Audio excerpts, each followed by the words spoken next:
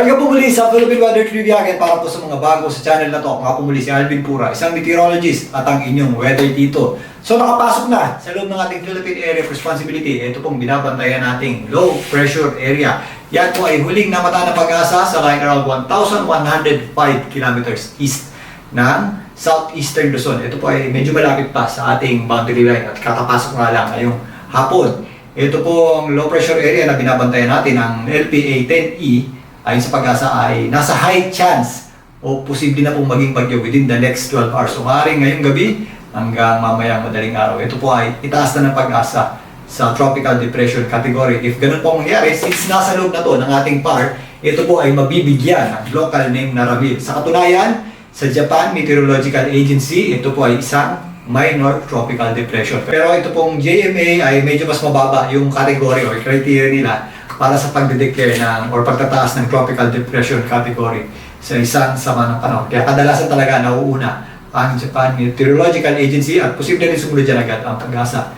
Dahil nga, mas maayos na po ang sirkulasyon itong ating binabantayang sama ng panahon. Sa ngayon, ito po ay malayo pa sa anong bahagi ng ating bansa, pero yan po ay patuloy na kikilos at papalapit dito sa hilagang bahagi ng Luzon. Ito po ang ating easterlies lamang ang dadala po ng mga possible na kalat-kalat na pagulan at mga thunderstorms dito sa eastern section ng Luzon at ilang bahagi ng Visayas. Kasama po dyan ang Bicol Region, maging dito sa area ng Calabarzon, Aurora at Quezon. Ipapakita naman po yung ating araw, pero again, may mga pagkakataon, nakakaranas tayo ng mga kalat-kalat na pagulan at mga thunderstorms. Ang malaking bahagi ng ating bansa sa kasalukuyan ay patuloy po makakaasan ng maliwalas sa panahon, lalo-lalo na hanggang tanghali. Pero pagsapit ng hapon, may nangyayari po tayo or posible po yung ating afternoon showers at thunderstorms.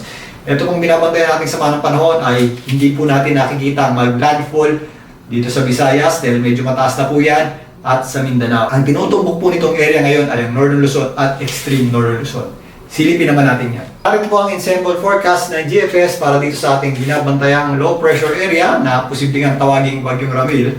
Ito po ay patuloy na kikilos, pakanluran, west-northwestward o papunta nga dito sa area ng Northern Luzon. Ito po ay inaasahan natin na pinakamalapit sa ating landmass o kalupaan sa darating na linggo. Ngayon, hanggang bukas, wala pa po yung magiging direktang epekto sa atin.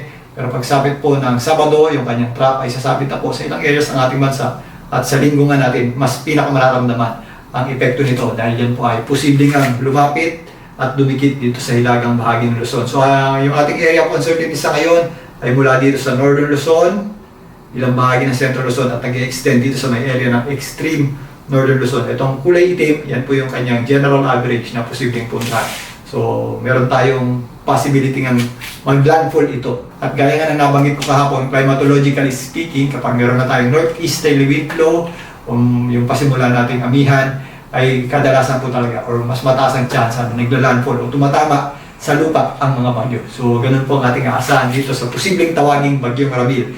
Sa darating na Lunes, maaaring yan po ay nandito na sa may West Philippine Sea. Doon natin siya mas nakikitaan ng paglakas. Habang binabaybayan niyo itong East Philippine Sea, meron po yung gradual o unti-unting paglakas hanggang sumapit po yan dito sa hilagang bahagi ng Luzon. Pero if ever nandito na po yan sa may West Philippine Sea, doon natin inaasahan na mas paglakas pa niyan.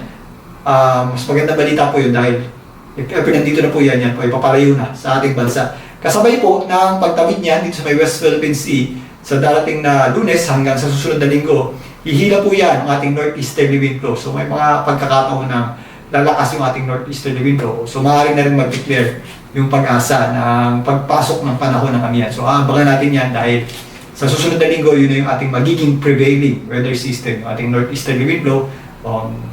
Tingnan natin kung tatawagin na ng pag-asa or i-declare na nila na yan po yung ating amihan. So silipin naman natin ito tatlong magkakaibang model guidance mula sa dalawang US, yung NAVGEM at GFS at European.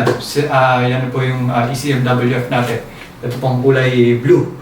So, base dito, parehas sila halos na pinapakita, medyo kilos pakanluran o papaboran niya yung pagkilos pakanluran itong ating binabantayang sama ng panahon. At after po niya dumikit dito sa hilagang bahagi ng southeastern Luzon, yan po ay kakaabig na pataas patungo dito sa northern Luzon. So, ito po ay sa darating na Sabado, mas malapit na po yan dito sa ating kalupaan, dito sa areas ng Bicol Region, pero yung ating pinakamalapit, yung center or gitna niyan, ay sa darating na linggo nga. Dito naman yan, sa hilagang bahagi ng Luzon at Extreme Northern Luzon hanggang makatawid na dito sa West Philippine Sea sa darating na Lunes. Sa ngayon, na ito po ay isang mahinang weather system, kaya abangan natin or babantayan natin ang posibleng pagbabago niya sa kanyang lakas at direksyon.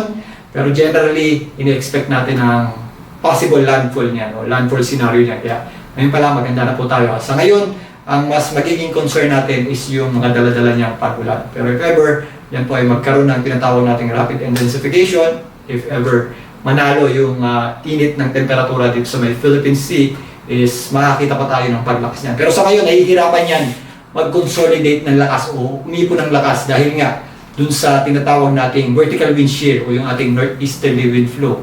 So, yung pong epekto ng northeasterly wind flow niyan, unang-una, is yun nga, nahihirapang lumakas yung ating binabantayang sama ng panahon. Pero yun din po ang nagpapasubsob at dahilan kaya mas tumataas ang landfall scenario natin para dito sa bagyong ito. So, meron positive at may negative effect yung ating northeasterly wind flow. So, yun po ang nagpapataas ng chance sa mag-landfall at yun din po ang pumipigil sa tuluyang paglakas nitong ating binabantayang sama ng panahon.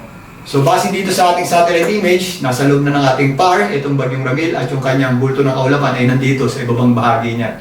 Yan po ay signs o signos na pinapakitang shield yung ating bagyo dahil sa epekto ng ating northeasterly wind flow na binanggit ko kanina. So, ngayon pala, paghandaan na po natin ang magiging posibleng epekto nitong bagyong Ramil, lalong-lalo na sa pagdikit at pagtabig nito sa ating bansa ngayong weekend. So, yan muna pagtalakay natin dito sa posibleng tawaging bagyong Ramil. Muli, ako po ang inyong weather tito mula sa Philippine Weather Trivia. Balikan natin yung bukas.